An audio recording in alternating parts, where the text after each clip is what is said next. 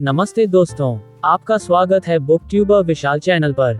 आज के वीडियो में हम बात करेंगे डेल कार्नेगी की पुस्तक चिंता करना छोड़ें और जीना शुरू करें के 5वें अध्याय बिजनेस की चिंताएं कैसे दूर करें के बारे में। इस अध्याय में डेल कार्नेगी हमें बताते हैं कि बिजनेस में चिंताओं को कैसे दूर किया जा सकता है। वे व्यावसायिक जीवन में उत्कृष्टता की दिशा में कदम बढ़ाने के लिए उपयुक्त रणनीतियों और समाधानों के बारे में चर्चा करते हैं।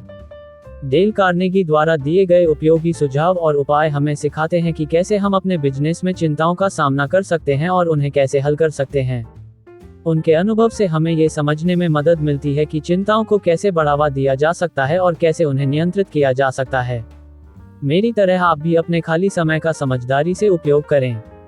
अपनी दैनिक दिनचर्या के साथ साथ कोको एफएम ऐप पर असीमित audio book, historical, business, self help, personal finance और बहुत कुछ सुनो। कोड FMRMT 85 का उपयोग करें और एक ईयर पर प्रीमियम सदस्यता पर 50% की छूट पाएं। मैंने वीडियो के डिस्क्रिप्शन में कोको एफएम का लिंक दिया है। चैप्टर 5 बिजनेस की चिंता कैसे दूर करें। जो चिंता से लड़ना नहीं जानते वे जवानी में ही मर जाते हैं। Doctor Alexis Carrel. आप यदि बिजनेस में हैं तो शायद इस शीर्षक को पढ़कर इस वक्त यह सोच रहे होंगे, इस अध्याय का शीर्षक मूर्खता से भरा हुआ है। मैं 19 साल से बिजनेस चला रहा हूं और मुझ में बिजनेस की खासी समझ है। देखो तो सही, कोई मुझे ये बताने की कोशिश कर रहा है कि मैं अपने बिजनेस की आधी चिंताओं को एक ही झटके में समाप्त कर सकता हूं, ये बकवास है। बिल्कुल सही सोचा आपने। अगर कुछ साल पहले मैंने भी किसी अध्याय का ये शीर्षक देखा होता तो मुझे भी ऐसा ही महसूस हुआ होता। ये बहुत बड़ा वादा है और बड़े वादे अक्सर खोखले होते हैं। हम इसके बारे में खुलकर बात करें। हो सकता है मैं आपके बिजनेस की 50% चिंताएं दूर करने में आपकी मदद न कर पाऊं। अंतिम विश्लेषण में ये कार्य सिर्फ आप कर सकते हैं, कोई दूसरा नहीं कर सकता। लेकिन मैं आपको इतना तो बता ही सकता हूं कि दूसरे लोगों ने ऐसा किस तरह किया है और फैसला आप पर छोड़ता हूं।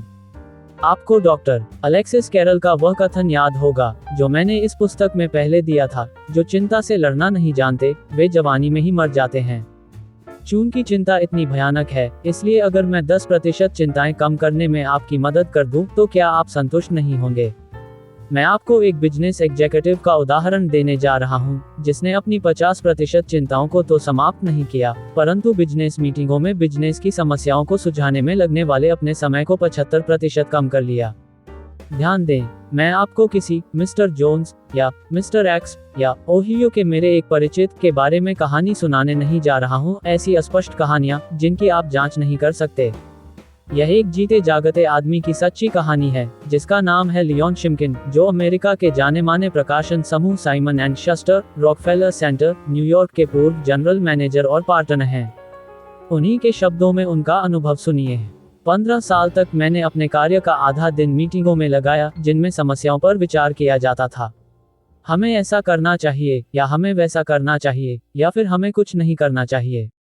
चर्चा के दौरान हम तनाव में आ जाते थे, अपनी कुर्सियों में पहलू बदलते थे, फर्श पर टहलने लगते थे, बहस करते थे या गोल गोल घूमने लगते थे। रात को मैं बुरी तरह थक जाता था। मैं अपने बाकी जीवन में भी ऐसा ही चलते रहने की उम्मीद कर रहा था। मैं ऐसा 15 साल से कर रहा था और मुझे कभी नहीं लगा कि इसे बेहतर तरीके से भी किया जा सकता है। अगर किसी ने मुझसे कहा होता कि मैं इन चिंताजनक मीटिंगों के 75% समय और अपने 75% मानसिक तनाव को कम कर सकता हूं, तो मैंने सोचा होता कि वह कोरा आशावादी, सपने देखने वाला और आराम कुर्सी में बैठकर सुझाव देने वाला है। पर मैंने एक ऐसी योजना बनाई जिससे ये संभव हो गया। मैं इस योजना का प्रयोग पिछले 8 साल से कर रहा हूँ। इसने मेरी कार्यकुशलता, स्वास्थ्य और सुख के संदर्भ में चमत्कार कर दिया है। ये जादू की तरह लगता है, परंतु जादू की तरकीबों की तरह ये भी बहुत आसान लगेगी, बशर्ते आप ये जान लें कि ऐसा किसी तरह किया जा सकता है। ये रहा रहस्य। पहले तो मैंने उस पुराने तरीके को बंद करवाया, जिसका प्रयोग मैं अपनी मीटिंगों में पिछले 15 साल से कर रहा था। वह तरीका जिसमें मेरे परेशान सहयोगी समस्या को विस्तार से सुनाने में वक्त बर्बाद करते थे और अंत में पूछते थे, अब हमें क्या करना चाहिए। दूसरी बात ये कि मैंने एक नया नियम बनाया। जो भी आदमी समस्या लेकर मेरे पास आए, वह पहले एक विवरण पत्र तैयार करे, जिसमें इन 4 सवालों के जवाब दिए गए हों। पहला प्रश्न, समस्या क्या है? पुराने दिनों में हम चिंताजनक मीटिंग में 1 या 2 घंटे यूं ही बर्बाद करते थे और किसी को ये स्पष्ट पता नहीं होता था कि असली समस्या क्या थी। हम अपनी परेशानियों के बारे में चर्चा करते समय अपने आप को झाग की तरह फुला लेते थे और स्पष्ट रूप से ये लिखने की कोशिश नहीं उठाते थे कि दरअसल हमारी समस्या क्या थी। दूसरा प्रश्न, समस्या का कारण क्या है? मैं जब पलटकर अपने करियर को देखता हूँ तो ये सोचकर परेशान हो जाता हूँ कि मैंने मीटिंगों में फालतू की चिंता करके अपने कितने घंटे बर्बाद किए और यह पता लगाने की कोशिश नहीं की कि समस्या की जड़ में कौन सी स्पष्ट स्थितियाँ थीं। तीसरा प्रश्न, समस्या को कितने तरीकों से हल किया जा सकता है? पहले ये होता था कि मीटिंग में एक व्यक्ति एक समाधान सुझाता था, दूसरा आदमी उसका विरोध करता था, गर्मागर्म बहस होने लगती थी। हम अक्सर विषय या मुद्दे से भटक जाते थे और मीटिंग के अंत तक कोई भी सारी बातों को नहीं लिखता था जो हम समस्या को सुलझाने के लिए कर सकते थे। चौथा प्रश्न, आप किस समाधान का सुझाव देते हैं? मैं मीटिंग में एक ऐसे आदमी के साथ जाता था जिसने किसी स्थिति के बारे में चिंता करने और हैरान परेशान होने में घंटों बर्बाद किए थे, पर उसने एक बार भी सभी संभावित समाधानों के बारे में न तो सोचा, न ही उसने ये लिखा, मैं इस समाधान की सलाह देता हूँ। अब मेरे सहयोगी अपनी समस्याएं लेकर मेरे पास कम ही आते हैं। क्यों?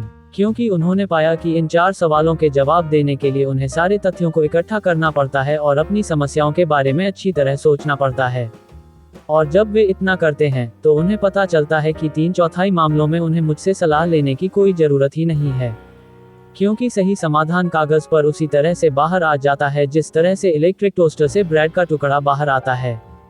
जिन मामलों में सलाह आवश्यक होती है उनमें भी चर्चा में पहले से 1/3 समय ही लगता है, क्योंकि चर्चा तार्किक और सिलसिलेवार होती है और निष्कर्ष तथ्यों के आधार पर निकाले जाते हैं। साइमन एंड शस्टर समूह में अब इस बारे में चिंता करने और बातें करने में कम समय लगता है कि क्या गलत हुआ है, जबकि उन चीजों को सही करने के बारे में अधिक सक्रियता से कदम उठाए जाते हैं। अमेरिका के शीर्षस्थ बीमा एजेंट मेरे दोस्त फ्रैंक बेटेगर ने मुझे बताया कि इसी प्रकार की तकनीक से उन्होंने न सिर्फ अपने बिजनेस की चिंताओं को कम किया, बल्कि अपनी आमदनी भी दोगुनी कर ली। फ्रैंक बेटेगर ने बताया, सालों पहले जब मैंने बीमा करना शुरू किया था तो मुझ में अपने कार्य को लेकर असीमित उत्साह और प्रेम था, परंतु तभी कुछ हुआ। मैं इतना हताश हो गया कि अपने कार्य से नफरत करने लगा और मैं इसे छोड़ने के बारे में सोचने लगा।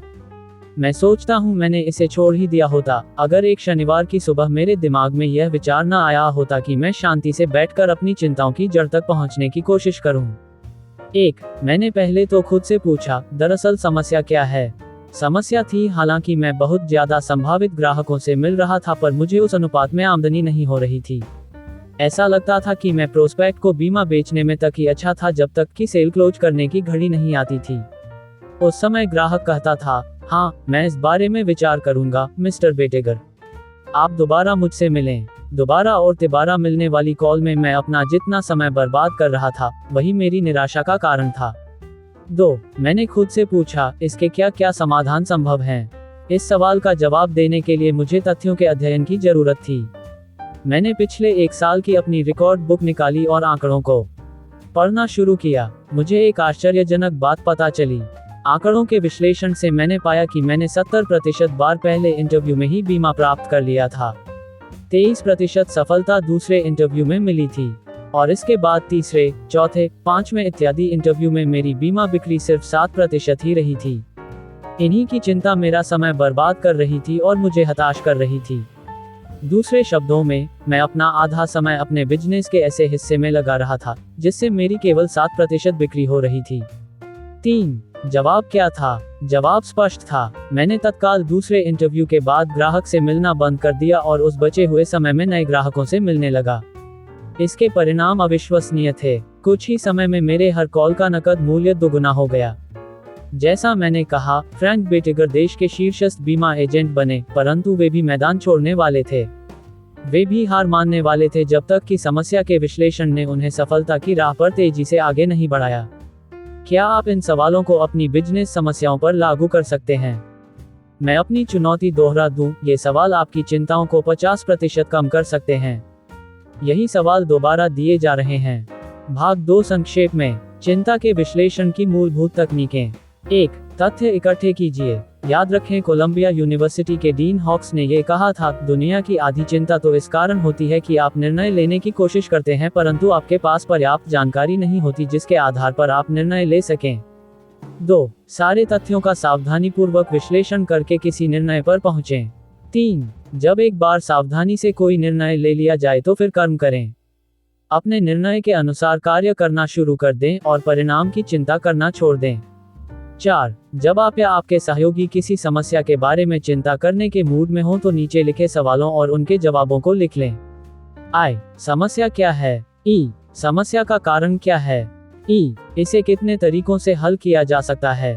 F. इसे हल करने का सबसे अच्छा तरीका क्या है?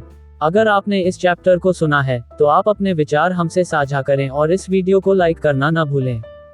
यदि आपने अभी तक ये पुस्तक नहीं पढ़ी है तो जल्दी से पढ़ें और हमें बताएं कि पुस्तक में आपको सबसे अधिक क्या पसंद आया।